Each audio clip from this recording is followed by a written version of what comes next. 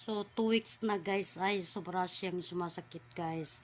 Kaya hindi siya pwedeng bunutin kasi ma-infection daw sabi ng doktor. So ito na siya guys. Mano siya guys. Namamaga na siya. So sobrang sakit ng ngipin guys. Grabe talaga. Wala kang mabuting gawin pag sumasakit yung ngipin mo guys. So ito tanggalin natin siya guys ngayon.